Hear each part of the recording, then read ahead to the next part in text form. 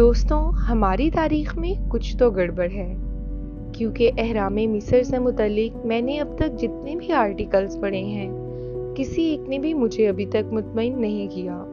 क्योंकि हम जदीद दौर में भी अहराम नहीं बना सकते, तो उस दौर में कैसे मुमकिन हुआ था? इस पर बॉलीवुड ने भी कई मूवीज़ बनाई हैं, मगर सब अफसाने ही लग रहे हैं, क्योंकि हकीकत तो किसी को भी मालूम नहीं। अहराम के अंदर कभी कोई मम्मी नहीं मिली।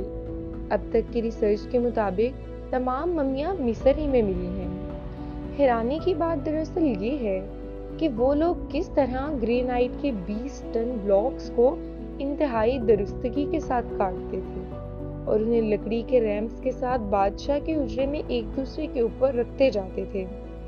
क्या उस दौर में भी इंसान इस काबिल था? बगैर टेक्नोलॉजी के ये सब कैसे मुमकिन हो सकता है?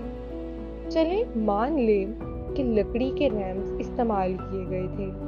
बड़े बड़े पत्थरों के 3 मिलियन ब्लॉक्स को मुंतकिल करने के लिए, लकड़ी फराहम करने के लिए आपको पूरा जंगल काटना होगा। तो उस लकड़ी का सबूत कहाँ है?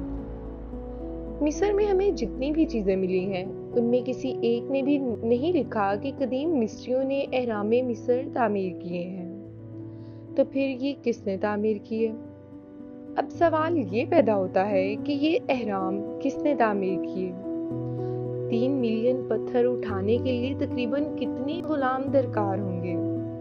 चलें मान लेते हैं कि ये मजदूरों ने किया है। तो फिर मजदूरों को सही शुमाल की सिमत का कैसे पता लगा और उन्होंने ये ब्लॉक्स बिल्कुल सही शुमाल सिमत के अकॉर्डिंग रखे हैं, जबकि 4000 साल पहले तामीर करने वालों को तो व्हील के बारे में शायद मालूम ही नहीं था।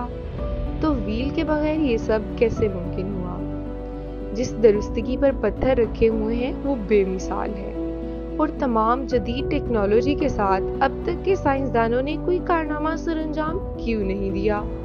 तो उस वक्त ये सब कैसे मुमकिन था? इसके अलावा पानी के अंदर पाए जाने वाले जापान के अहराम के बारे में क्या ख्याल है? जापान में भी एक अहराम मौजूद है जो कि पानी के अंदर बनाया गया है। यानी अहराम मिस्र के हवाले से, इस स्ट्रक्चर के हवाले से आप जितना भी सोचते जाते हैं, आपके जहन में नए से नए सवालात उभरते जाते हैं। इन सवालात का कोई काबिल तफसील कोई जवाब नहीं मिलता। अब सवाल ये पैदा होता है कि अहराम मिस्र किसने तामीर किए? बाज़ लोगों का कहना है कि अहराम मिस्र जिन्नों ने तामीर किए, और कुछ का कहना है कि अहराम मिस्र इतनी बुलंदी पर और इतनी दुरुस्तगी के साथ तामीर किए गए। बाज़ लोग कहते हैं कि वहाँ पर बिजली के सिग्नल्स भी पाए जाते हैं। आपका क्या ख्याल है कि ये अहराम किसने तामीर किए? कमेंट में अपनी राय का इजहार ज़रूर कीजिएगा।